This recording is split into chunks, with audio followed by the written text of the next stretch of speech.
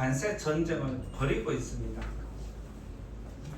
관세를 엄청나게 높게 책정한 다음에 다른 나라와 설득을 통해서 관세율을 낮추어가는 방식을 취하고 있습니다.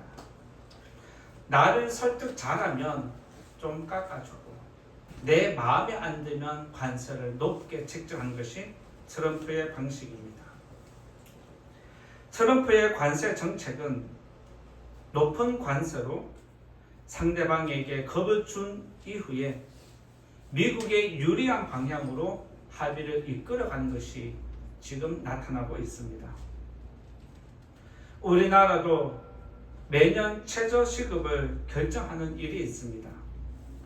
노동계는 최저시급은 이 정도는 되어야 한다고 하면서 늘 내세울 때마다 거의 10%에 가깝게 최저시급을 올리고 요구합니다. 경영계는 너무 과도하다, 말도 안 된다라고 하면서 최소한 낮추어서 2%, 3% 안에서 경영계는 주장을 합니다.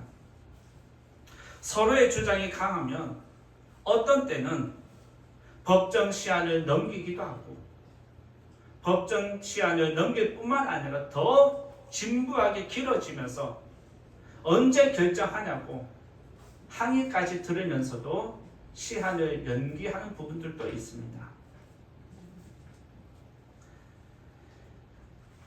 최저시급에 결정한 것을 보면 결국에는 노동자의 요구는 많이 삭감되고 경영자의 요구보다는 조금 더 높은 선에서 결정되는 것을 보게 됩니다. 이처럼 노동계가 말도 안 될 정도의 높은 인상을 요구한 건 이렇게 해서 조금씩 낮추어서 자기들이 원하는 뜻을 이루어가고자 하는 목적이 있습니다. 미국의 트럼프 대통령과 한국의 노동계뿐만 아니라 세상에서 지금 기업들 가운데 국가 간의 협상을 벌이고 설득하는 그런 모습들을 보면 주도권을 잡으려고 몸부림치는 것을 보게 됩니다. 주도권이 누구에게 있느냐에 따라서 그 협상이 좋은 결과를 이루기도 하고 협상이 나쁜 결과로 들어오기도 합니다.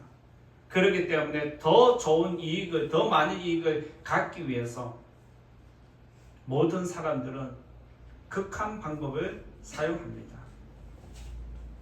여러분들이 한번 잘 생각해 보시면 여러분의 삶 속에도 늘 협상과 설득이 있습니다. 세상은 협상과 설득의 반복입니다. 여러분의 삶도 협상과 설득이 계속해서 돌고 도는 구조를 이루고 있습니다. 그러다 보니까 협상의 소중함이 부각이 되어서 협상의 기술이라는 책이 나오기도 하고 상대방을 어떻게 설득하면 좋은지 조금 더 쉽게 설득하는 방법에 대해서 설득의 심리학이라는 책도 기술적인 면에서 많이 나오고 있습니다. 협상과 설득은 우리의 일상 속에서 매일 일어나고 있습니다. 그런데 우리들은 예민하게 생각하지 않습니다.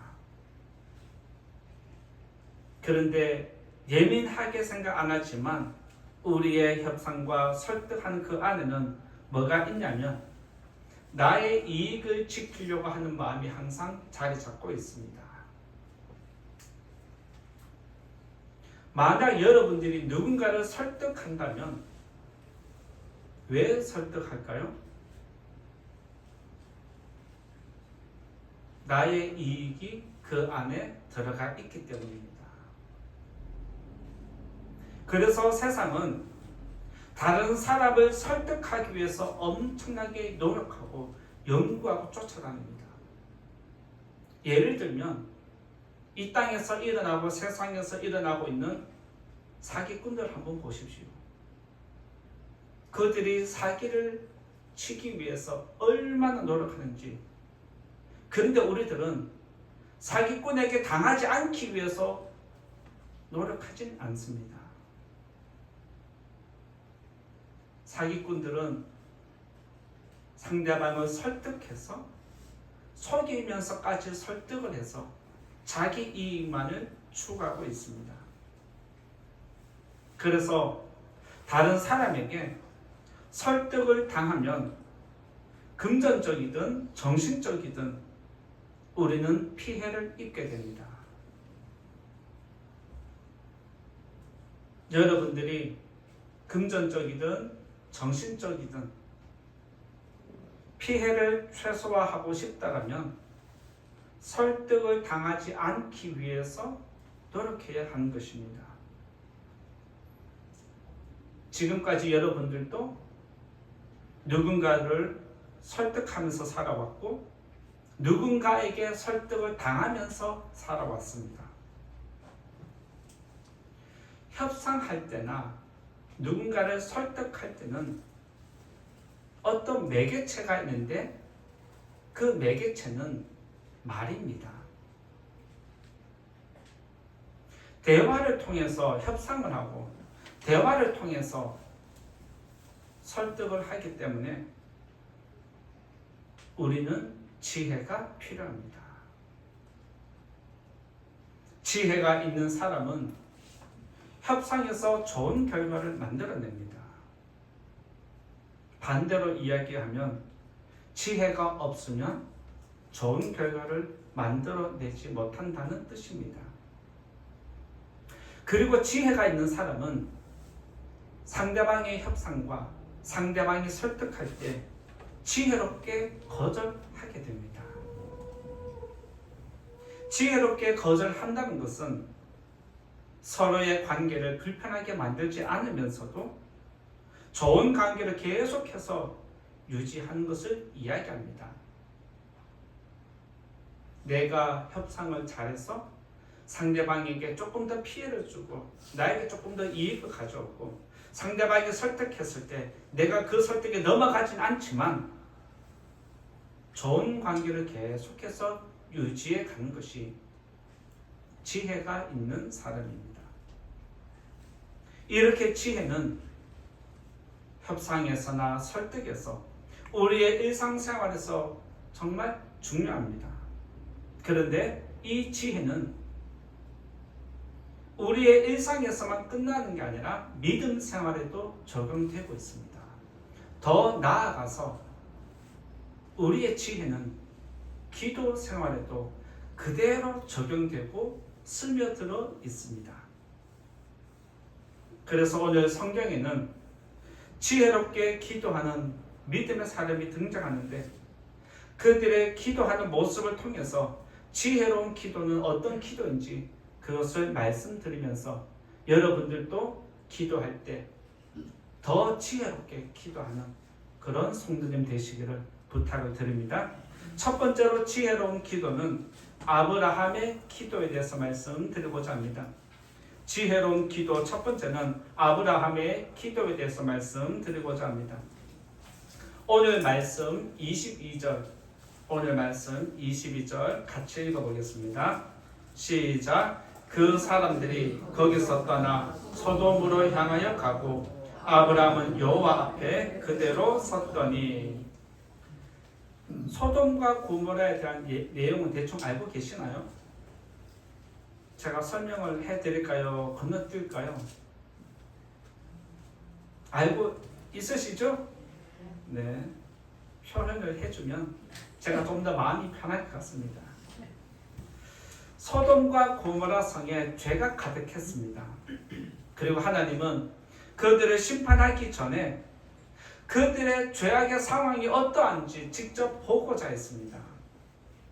그래서 아브라함의 대접을 받은 다음에 세 사람이 아브라함을 찾아왔다가 두 사람은 소돔과 고모라를 향해서 가고 한 사람은 그곳에 그대로 머물러 있었습니다. 성경의 내용을 보면 그 머물러 있는 한 사람이 바로 하나님이라고 알려주고 있습니다. 그리고 그 사람과 아브라함이 대화를 하면서 하나님의 뜻을 알게 된 아브라함은 하나님과 대화를 시작합니다. 여기서 아브라함의 지혜가 빛을 나타냅니다. 25절에 있는 말씀 한번 읽어볼까요? 아브라함의 지혜가 어떻게 나타나는지 25절 같이 읽어보겠습니다. 시작. 주께서 이같이 하사 의인을 악인과 함께 죽이심은 부당하오며 의인과 악인을 같이 하심도 부당하니이다. 세상을 심판하시는 이가 정의를 행하실 것이 아니니까. 아브라함은 소돔과 고모라를 심판하려고 하는 하나님에 대해서 브레이크를 밟습니다. 아니, 그 땅이 그 지역에 아무리 악해도 그곳에 의로운 사람 50명이 있는데 그들까지 한꺼번에 죽이는 건 잘못된 것 아닙니까? 그러면서 하나님의 공의의 심판을 지적합니다. 그런데 하나님은 아브라함의 그 마음을 받아줍니다. 그리고 아브라함의 뜻을 받아들인 대로 만약 네가 원하는 대로 그 지역에 의로운 사람 50명이 있으면 내가 심판하지 않겠다 약속합니다. 여기서 아브라함은 협상을 멈추지 않습니다. 하나님 설득하기를 멈추지 않습니다.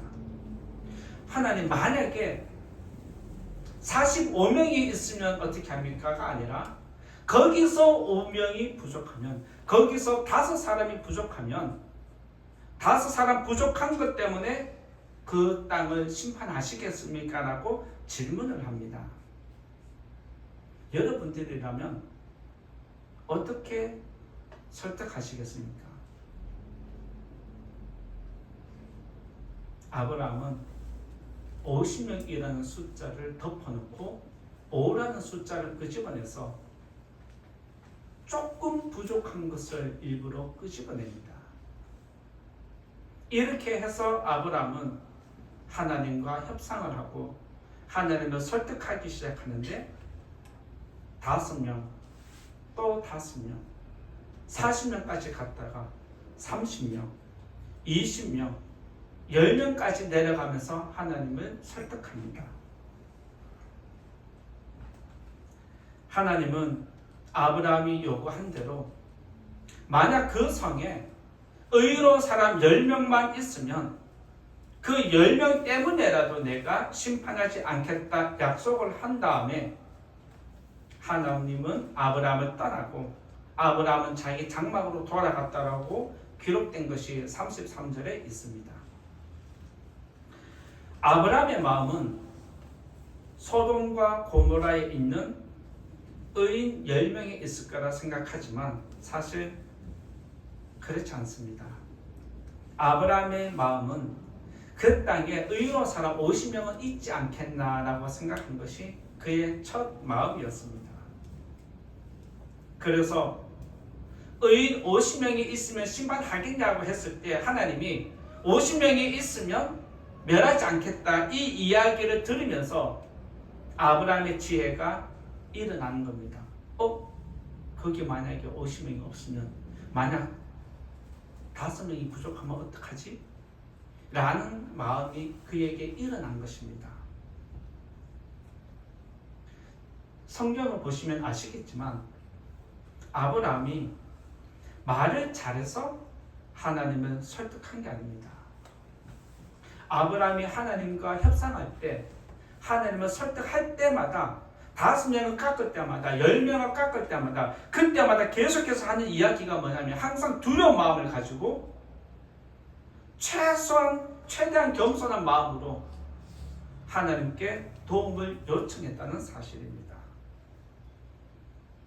그가 이렇게 간절하게 기도한 이유는 무엇입니까? 바로 의로운 사람의 죽음을 막기 위함입니다. 만약 세상 가운데서 악한 사람이 죽으면 사람들은 저 사람 죽어도 마땅해, 당연해, 잘 죽었어 라고 이야기를 합니다. 그런데 여러분들이 진짜 착한 사람이고 의로운 사람이라고 인정해주는 사람이 어떤 사고를 당해서 죽게 되면 여러분들은 안타까워합니다. 마찬가지로 아브라함도 죄인이 심판받는 것은 괜찮은데 그들 때문에 의로운 사람들까지 죽임을 당할까봐 아브라함은 걱정한 것입니다. 만약 아브라함이 의로운 사람을 생각하지 않았다면 50명에서 협상을 멈출 수 있었습니다. 의로운 사람을 생각하지 않았다면 40명에서 기도를 멈출 수 있었습니다. 굳이 내가 하나님을 설득할 필요가 있겠습니까? 멈출 수 있었음에도 불구하고 아브라함은 어떻게든지 그 땅에 남아있는 의로운 사람들이 심판당하면 안 된다는 그 마음으로 하나님과 협상하고 또 협상하고 계속해서 설득해가는 모습이 나타납니다. 만약 내가 이렇게 기도했는데 그 땅에 5명이 부족하면 어떡하지? 내가 이렇게 기도했는데 그 땅에 또 5명이 부족해서 40명밖에 없다라면 내가 기도한 것 때문에 그들이 죽는다면 어떻게 하지? 내가 잘못 기도한 것 때문에 이 땅의 백성이 죽으면 어떻게 하지 하는 마음으로 30명이 있으면 20명이 있으면 10명이 있으면 그렇게 기도한 것입니다. 아브라함이 50명으로 시작해서 10명까지 내려올 수 있었던 것은 하나님을 설득하는 중에 그에게 지혜가 일어나서 그렇습니다. 그래서 그 지혜로 하나님과 협상하면서 한 단계 한 단계 낮추어 갑니다. 이렇게 지혜는 우리의 일상에만 필요한 것이 아니라 기도에도 필요합니다. 여러분들이 기도하는 것을 한번 생각해 보십시오. 여러분들이 기도할 때 처음부터 지혜로운 기도로 시작합니까? 아닙니다. 기도를 시작하니까 뭐가 주어집니까? 새로운 지혜가 주어지는 겁니다. 내가 생각하지 못했던 것들이, 내가 느끼지 못했던 것들이, 내가 알 수 없었던 것들이 기도하는 중에 하나님이 우리에게 지혜를 주셔서 그것을 보게 하고 느끼게 하는 것입니다. 그래서 지혜로운 기도는 처음부터 지혜로운 기도를 하는 게 아니라 기도를 하다 보니까 지혜가 주어지는 것이 바로 지혜로운 기도입니다. 기도하다 보면 하나님께서 여러분에게 지혜를 주십니다. 때로는 여러분이 기도할 때 나는 이렇게 기도해야 되겠다. 나는 이런 마음이 있으니까, 이런 뜻이 이루어져야 되니까, 이런 계획이 있으니까 이렇게 기도해야 되겠다라고 기도의 방향을 이렇게 정해서 기도하지만 어떨 때는 하나님이 그 기도의 방향을 바꾸기도 하십니다. 때로는 나는 이렇게 기도해야지라고 하는 입을 열어서 기도하는데 갑자기 내 입술의 말이 다른 방향으로 내 입술이 내 의도와는 내 생각과는 다르게 입술이 움직일 때가 있습니다. 무슨 뜻입니까? 하나님이 우리의 입술을 사용한 것을 의미합니다. 지혜로운 기도는 기도하는 자에게 주시는 하나님의 선물입니다. 그래서 기도하면 지혜가 생기고 기도하면 여러분의 삶이 회복되는 이유가 바로 지혜를 주시기 때문입니다. 아브라함처럼 영혼을 사랑하는 마음으로 기도하는 성도님들이 되시고 그런 마음으로 기도할 때 하나님께서 여러분들에게 지혜롭고 응답해 주시기를 간절히 소원합니다. 두 번째로 말씀드리고자 하는 것은 야곱의 기도입니다. 두 번째 말씀드릴 것은 야곱의 기도인데 오늘 본문에 없는데 앞에 말씀 또 준비했으니까 말씀 보겠습니다. 창세기 32장 26절을 읽어보겠습니다. 창세기 32장 26절입니다. 시작. 그가 이르되 날이 세려하니 나로 가게 하라. 야곱이 이르되 당신이 내게 축복하지 아니하면 가게 하지 아니하겠나이다. 야곱은 외삼촌 라반에게 갔다가 20년 만에 고향으로 돌아오는데 소식을 들으니까 에서가 40명을 데리고 마중 온다는 이야기를 듣고 야곱은 충격을 받습니다. 400명입니까? 네. 400명을 데리고 마중 온다는 얘기를 듣고 충격을 받습니다. 야곱은 에서를 속여서 장자의 명분을 취했기 때문에 비록 20년의 시간이 지났지만 그 마음에는 계속해서 두려운 마음, 불편한 마음이 있었습니다. 내가 지금 20년 만에 고향으로 돌아가지만 형이 앙심을 품고 있다면 나를 반드시 해칠 텐데 지금 저렇게 많은 사람들을 데리고 오는 것도 결국에는 나를 해쳐서 나의 것을 빼앗아가고자 함이 아닌가라고 생각을 했습니다. 그래서 야곱은 모든 가족이 강을 다 건너게 한 다음에 홀로 남아 있었습니다. 그때 누군가 야곱을 찾아와서 씨름을 했는데 성경의 기록을 보면 두 사람이 날이 새도록 씨름했다라고 기록되어 있습니다. 두 사람이 씨름을 했는데 결판이 계속 안 나니까 상대방이 야곱의 허벅지를 치면서까지 그만하자라고 그렇게 했습니다. 그런데 야곱은 그만하자는 그 사람의 말을 듣고 무슨 이야기를 하냐면 참 엉뚱한 대답을 합니다. 그게 우리가 읽었던 32장 26절입니다. 상대방이 이제 날이 새니까 나를 보내주라 라고 하니까 야곱이 당신이 내게 축복하지 않으면 절대로 가도록 내버려 두지 않겠다 이렇게 이야기를 하는 겁니다. 동문서답처럼 느껴집니다. 왜 그랬느냐? 야곱은 그 사람이 하나님의 사람인 줄 알고 있었습니다. 그리고 그 사람에게 내가 반드시 무조건 축복을 받아야 되겠다는 그 마음을 갖고 있었습니다. 여기서 야곱이 축복을 이 사람에게 받아내겠다는 집요함을 알 수 있습니다. 상대방은 야곱이 축복을 해달라는 이야기를 듣고 또 엉뚱하게 이야기를 합니다. 너의 이름이 무엇이냐? 너의 이름을 야곱이라 하지 말고 이스라엘이라 해라 라고 이름을 고쳐주는 모습이 나타납니다. 야곱의 이름의 뜻은 잘 아시겠지만 발꿈치를 잡았다라는 뜻으로 좋은 의미는 아닙니다. 그런데 그가 지어준 이름 이스라엘은 하나님과 겨루어 이겼다라는 뜻이 있습니다. 즉 이것은 야곱이 지금 하나님과 씨름해서 이겼다는 뜻을 이야기합니다. 아브라함의 언약을 야곱이 이어받도록 하나님이 인정해 준 것이 바로 이름을 바꾸는 것입니다.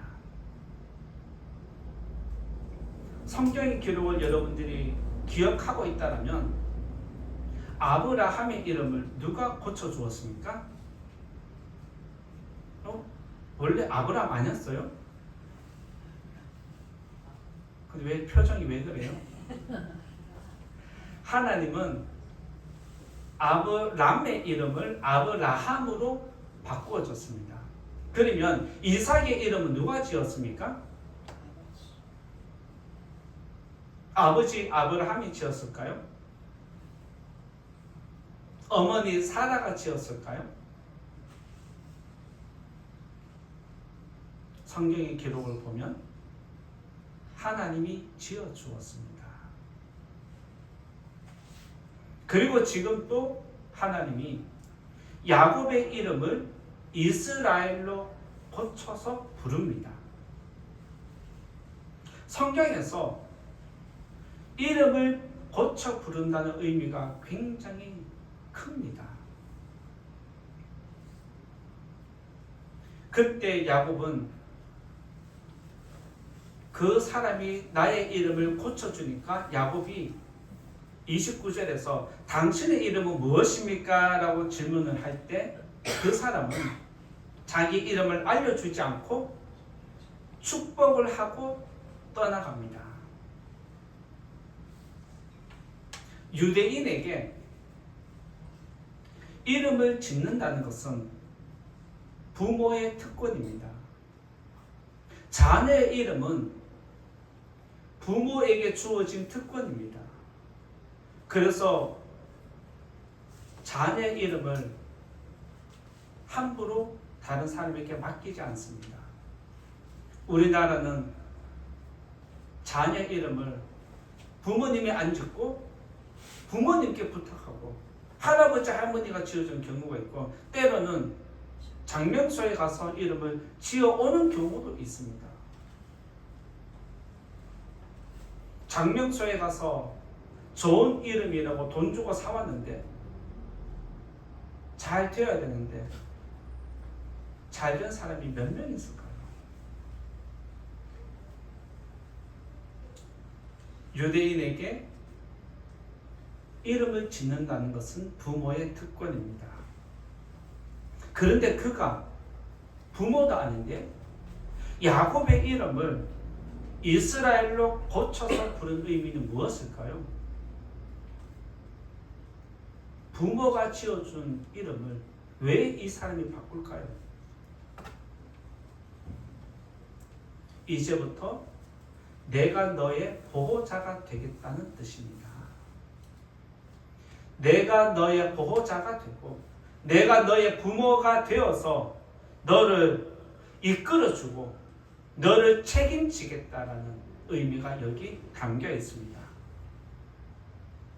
그리고 그가 야곱의 이름을 고쳐 부른 다음에 축복하고 떠났을 때 야곱은 그때 깨닫습니다. 아, 이 사람이 하나님이었네라고 인정합니다. 그러면서 야곱이 그 사람과 씨름한 그 장소를 뭐라고 이름 짓냐면 브니엘이라고 이름을 짓습니다. 브니엘이라는 뜻은 하나님의 얼굴이라는 뜻입니다. 야곱은 내가 이 자리에서 하나님의 얼굴을 씨름하면서 직접 대면해 보았다는 그 뜻으로 브니엘이라고 지었습니다. 한번 생각해 보십시오. 가족이 강을 다 건너고 혼자 남아 있을 때 누군가가 그 밤에 혼자의 몸으로 일부러 야곱을 찾아왔다는 것. 그러면서 그냥 이야기한 것이 아니라 씨름한 모습이 나타납니다. 얼마나 엉뚱한 사람입니까? 그런데 야곱은 이 사람이 하나님의 사람인 것을 확신합니다.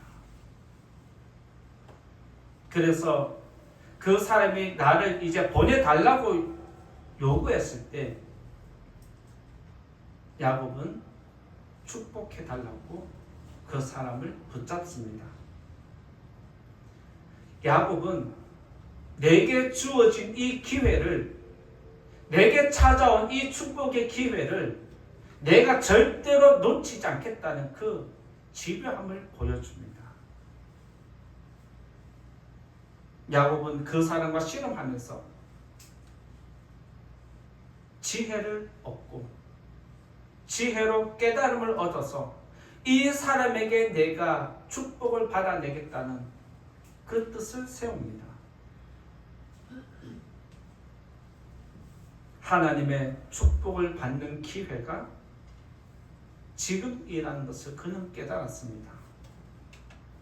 그리고 그는 사냥개처럼 그 사람을 물고 늘어집니다. 이런 지배함이 저와 여러분에게 기도할 때 있어야 합니다. 응답해 줄 때까지, 축복해 줄 때까지 끝까지 내가 물고 늘어지겠다는 그 심정으로 하나님께 절박함으로 매달리면 하나님은 여러분들에게 지혜를 주신다는 겁니다. 기도는 하늘의 지혜를 얻는 시간입니다. 왜냐하면 하나님은 기도하는 성도에게 지혜를 주십니다. 만약 여러분들이 지혜로운 삶을 살고자 한다면 기도를 해야 합니다. 물론 기도할 때에 기도하는 자세가 중요합니다. 여러분들의 소원만 빌고 가는 그런 기도 아닙니다. 여러분의 상한 마음만 하소연하고 가는 기도가 아닙니다. 하나님, 내가 이런 상황에 직면했는데 어떻게 해야 합니까? 이 사람을 만나야 하는데 오늘 어떻게 협상을 해야 되고 어떻게 설득해야 되고 설득할 때 어떤 단어를 써야 되고 그 사람의 상태가 어떠한지 내가 그 사람 말에 휘둘리지 않게 해달라고 그렇게 기도하는 것이 지혜입니다. 이런 기도를 들을 때 하나님은 여러분들의 기도를 꼭 들어주십니다. 야곱은 밤새도록 씨름하는 중에 그 사람이 하나님의 사람이고 이 사람에게 축복권이 있고 이 사람의 축복을 반드시 받아내겠다는 그 지혜를 깨닫습니다.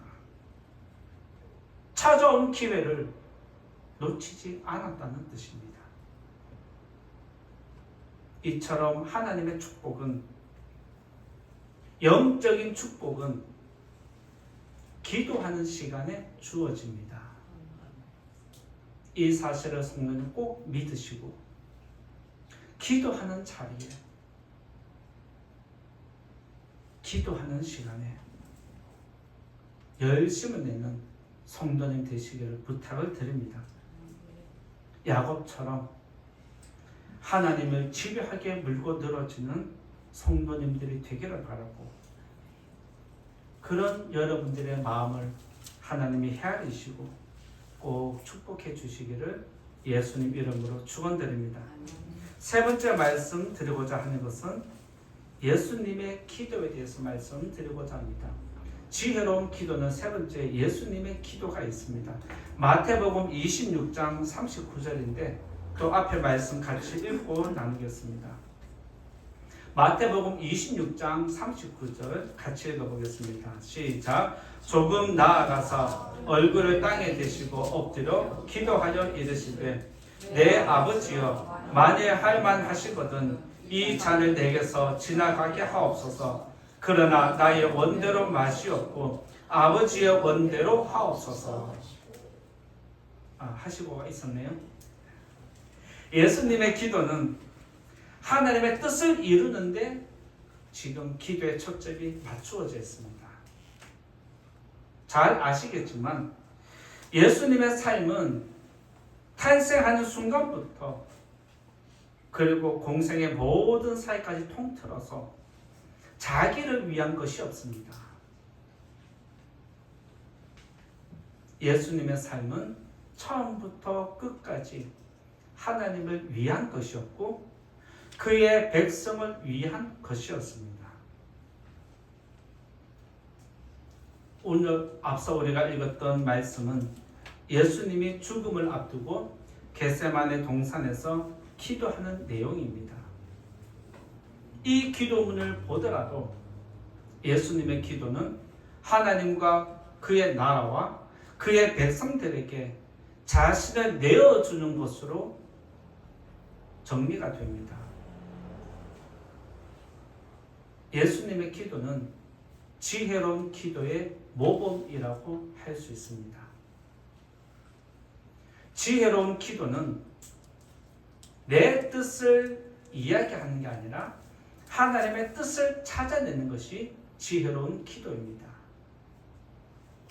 그리고 지혜로운 기도는 결론이 나를 하나님께 드리는 것으로 끝이 납니다. 예수님처럼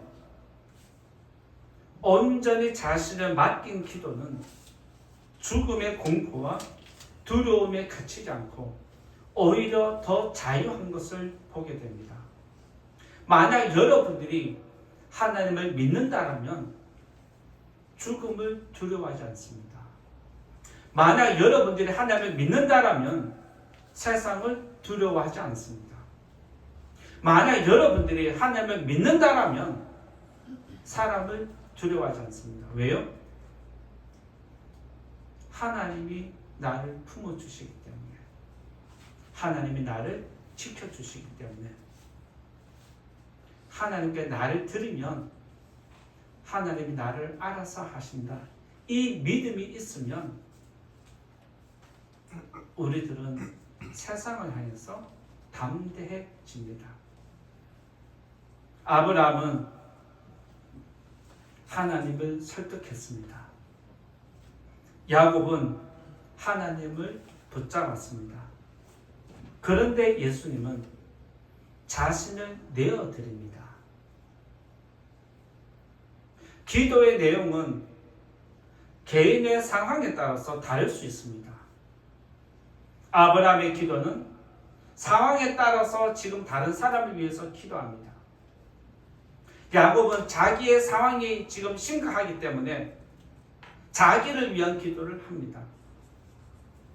그런데 예수님은 지금 절박한 상황에도 불구하고 절대적인 위험에 놓여 있음에도 불구하고 하나님과 그의 백성을 위한 기도를 하고 있습니다.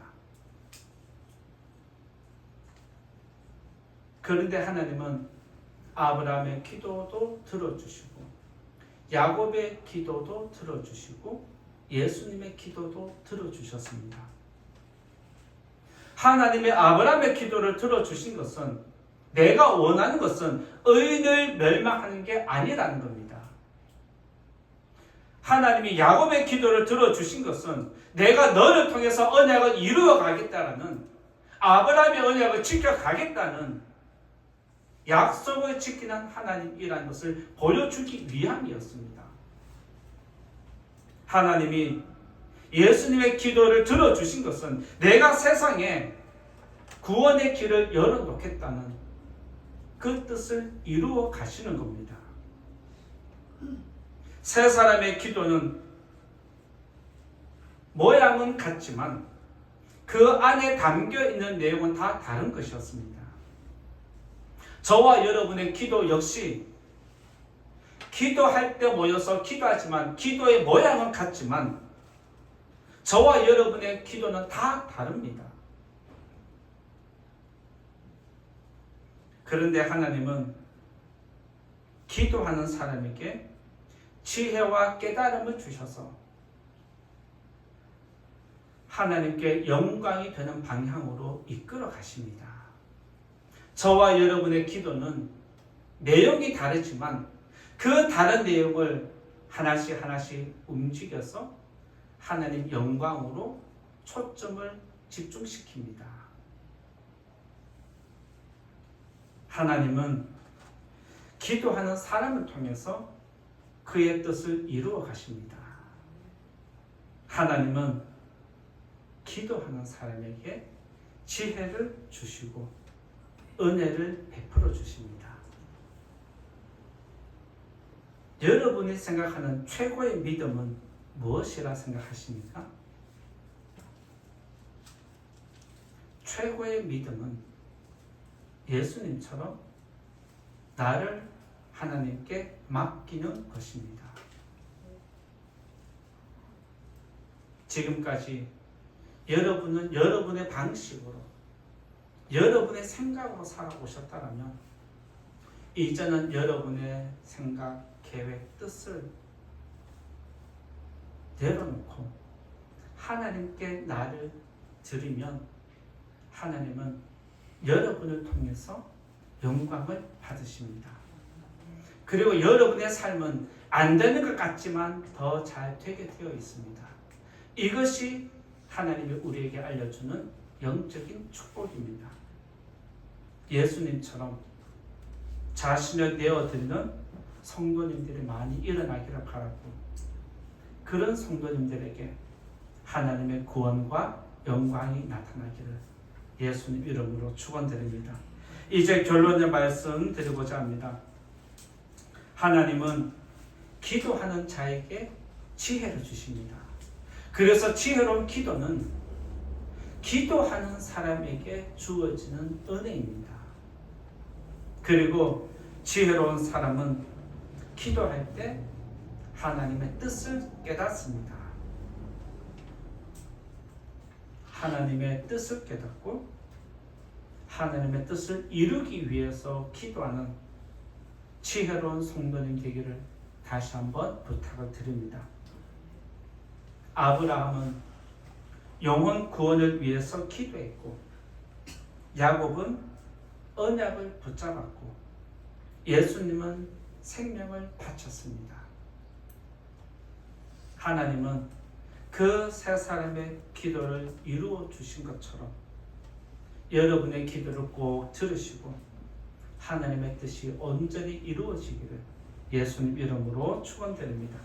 말씀 생각하면서 같이 기도하겠습니다. 하나님, 오늘 우리에게 지혜로운 기도를